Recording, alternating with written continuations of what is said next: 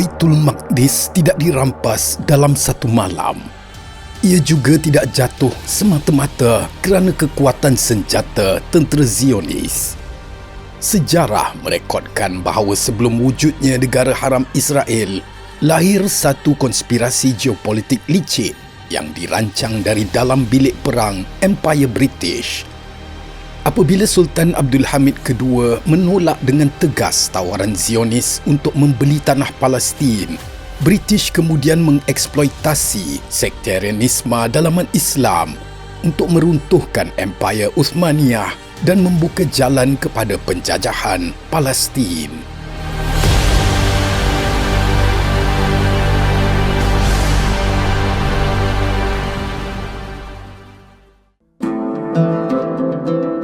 Assalamualaikum dan selamat kembali ke Domir TV.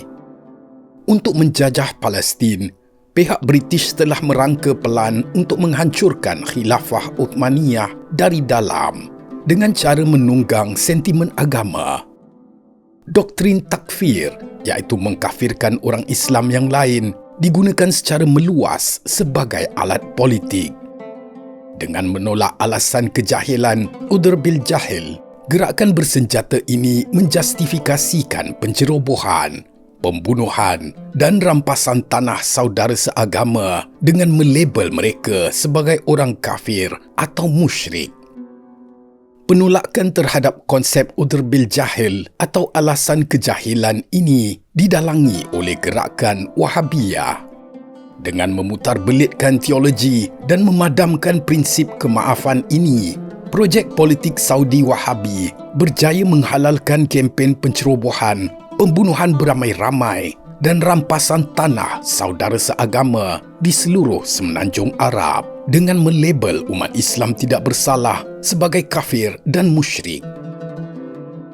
Malah doktrin ini terus berevolusi di zaman ini apabila kelompok madkhali moden mengeksploitasi takfir yang sama untuk memomokkan rakyat Palestin. Mereka menuduh rakyat Palestin kononnya memiliki akidah yang salah dan menyembah kubur, lalu menggunakannya sebagai alasan keji untuk menghalang umat Islam daripada memboikot Israel atau membela nasib Gaza, sekaligus membuktikan bagaimana agama ditunggang demi memelihara kepentingan Zionis. Dalam tradisi keilmuan Islam, seorang Muslim yang berpegang pada kepercayaan atau melakukan perbuatan kufur tidak akan dihukum kafir secara automatik. Sebaliknya, maruah mereka terpelihara sehinggalah bukti atau hujah ditegakkan dan segala kekeliruan mereka diperjelaskan terlebih dahulu. Namun, Muhammad ibn Abdul Wahhab telah menyeleweng secara radikal daripada tradisi ini. Beliau menolak prinsip udhr bil jahil secara total dengan berhujah bahawa jika seseorang itu mempunyai akses kepada Al-Quran, maka bukti telah pun tertegak ke atasnya, tidak kira sama ada individu tersebut benar-benar memahaminya ataupun tidak. Kemuncak pengkhianatan ini termeterai melalui perjanjian Darin pada tahun 1915. Melalui perjanjian rahsia ini, Ibn Saud secara rasmi bersekutu dengan pihak British untuk menentang Empire Uthmaniyah semasa Perang Dunia Pertama.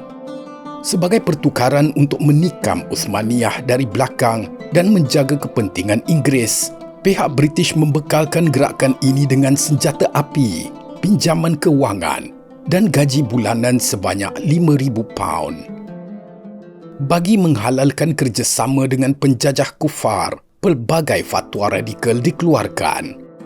Ulama seperti Ibn Salman mengeluarkan fatwa yang mengisytiharkan bahawa kerajaan Turki Uthmaniyah adalah negara yang dilaknat dan kekufurannya didakwa lebih teruk daripada Yahudi atau Kristian.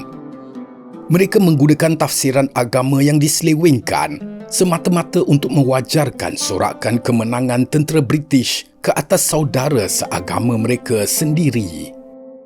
Dalam sejarah hampir 300 tahun, wilayah yang dipelopori Wahhabiyah tidak pernah sekalipun melancarkan peperangan ke atas negara bukan Islam.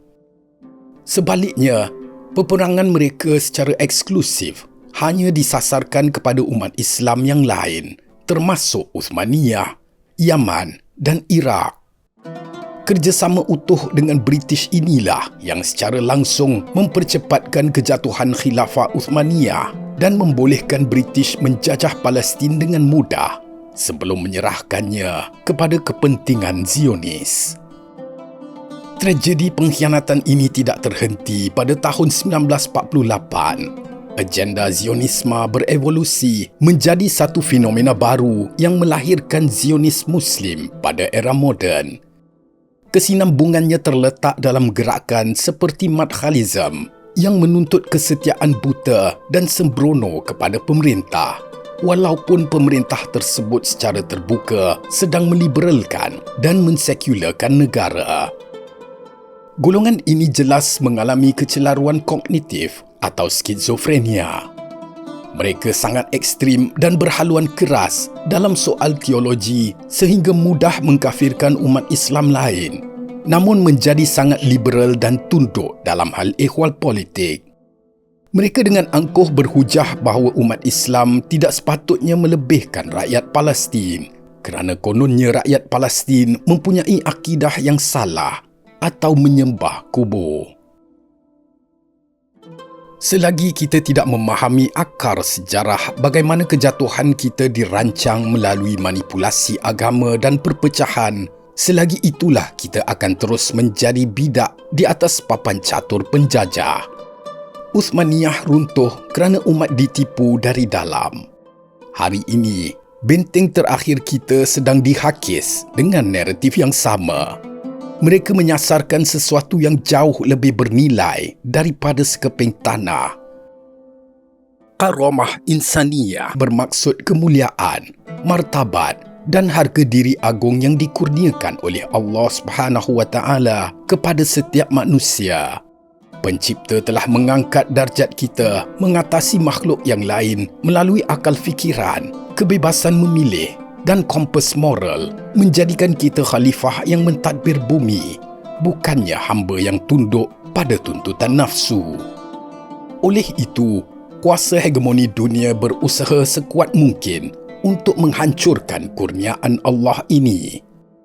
Ia dicabut secara halus dan terancang melalui budaya yang dipaksakan ke atas kita pada hari ini. Hiburan yang melalaikan, ketagihan material dan pemujaan nafsu disuap ke dalam minda kita pada setiap saat melalui skrin di telapak tangan. Perbalahan dan perpecahan orang Islam akan melemahkan umat Islam itu sendiri, sehingga tidak akan pernah peduli tentang darah yang tumpah di Baitul Maqdis kerana jiwa mereka sendiri telah lama mati.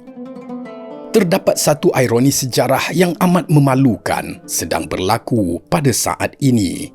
Ketika ribuan individu dan massa di Eropah mula tersedar bahawa hidup mereka selamanya sedang dikawal oleh rejim bayangan, mereka telah bangkit memberontak. Mereka menggunakan darah yang tumpah di Gaza, Lubnan dan bumi umat Islam yang lain sebagai obor kebangkitan untuk menyedarkan masyarakat dunia.